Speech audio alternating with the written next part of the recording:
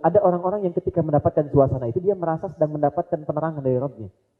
Dia bukan sekedar melihat fenomena, bukan. Sama kayak Anda melihat secara di gempa, anak Krakatau begini. Seharusnya cara bacanya begini. Ada cara baca dengan akal, dengan iman. Dengan akal mungkin jadi penelitian. Ini akibatnya ini. Tapi dengan iman, Anda mesti waspada.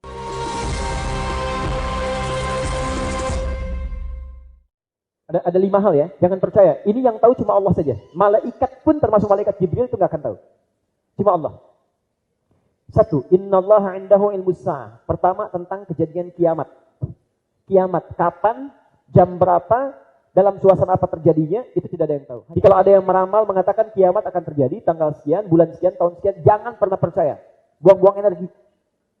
Dulu saya di Garut, ada ramalan mengatakan kiamat akan terjadi tanggal 9, bulan 9, tahun 99. Itu ada sebagian pasar sepi. Sepi. Begitu tidak terjadi, kenapa nggak terjadi? Diundur tahun 2012. Tahun tanggal 12, bulan 12, tahun 2012. Kemudian yang kedua, wa yunazzilul ghaith. Tentang kepastian cuaca.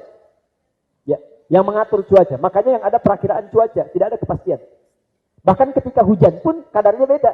Sini rintik-rintik, sana deras. Yang bisa luar biasa itu, sini hujan, situ enggak. Gitu.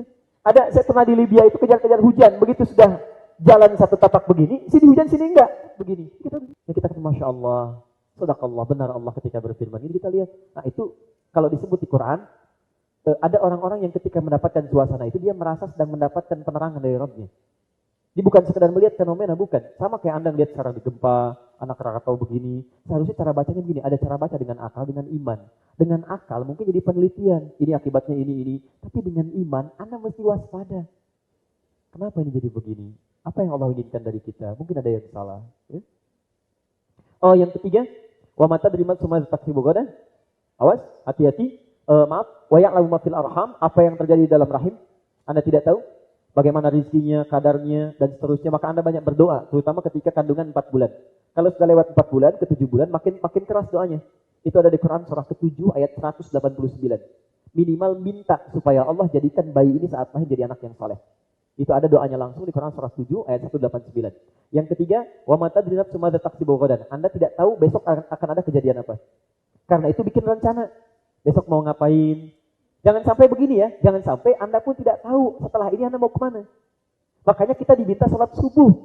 Kenapa disebut subuh? Dari kata asbah. Sesuatu yang siap dengan rencana.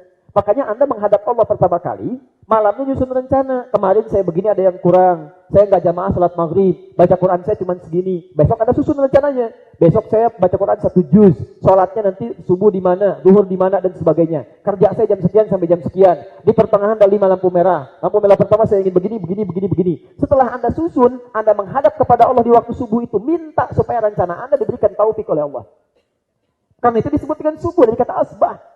Orang muslim itu bedanya dengan yang belum beriman, dia sudah siap dengan rencana yang dia kerjakan di hari itu. Yang itu mesti jelas, besok mau kemana, jam 7 ada di mana, jam 9 ada apa, zuhur mau di mana, nanti malam tahajud mau berapa rakaat, hari ini mau baca Quran berapa ayat, hari ini sedekah mau berapa. Dunia jelas, tapi akhirat kadang tidak direncanakan. Padahal mohon maaf, rezeki Anda jelas, tapi surga Anda yang belum jelas. Terakhir, wa ma tadri nafsum bi ayyi ardin tamut. Anda tidak bisa memilih kapan dan di mana akan wafat. Ya, kemarin dia berharap-harap meninggal di Madinah. Ya, belum tentu. Bisa jadi dia Madinah Bintaro, ya kan? Bisa jadi di mana? Ada yang pengen di tanah suci, wafat di tanah kusir.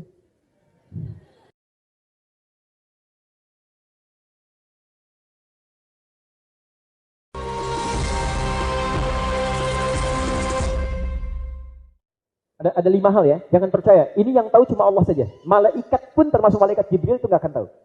Cuma Allah. 1. Innallaha indahu ilmus sa'ah. Pertama tentang kejadian kiamat. Kiamat kapan, jam berapa, dalam suasana apa terjadinya, itu tidak ada yang tahu. Jadi kalau ada yang meramal mengatakan kiamat akan terjadi tanggal sekian, bulan sekian, tahun sekian, jangan pernah percaya. Buang-buang energi. Dulu saya di Garut, ada ramalan mengatakan kiamat akan terjadi tanggal 9, bulan 9, tahun 99. Itu ada sebagian pasar sepi. Sepi. Begitu tidak terjadi, kenapa nggak terjadi? Diundur tahun 2012.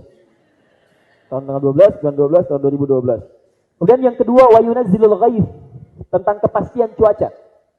Ya, yang mengatur cuaca. Makanya yang ada perakiraan cuaca, tidak ada kepastian.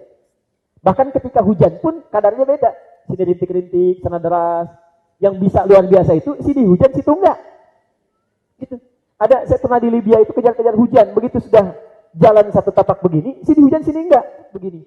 Kita Masya Allah, Sadaqallah, benar Allah ketika berfirman. Ini kita lihat, nah itu kalau disebut di Quran, ada orang-orang yang ketika mendapatkan suasana itu, dia merasa sedang mendapatkan penerangan dari Rabbnya.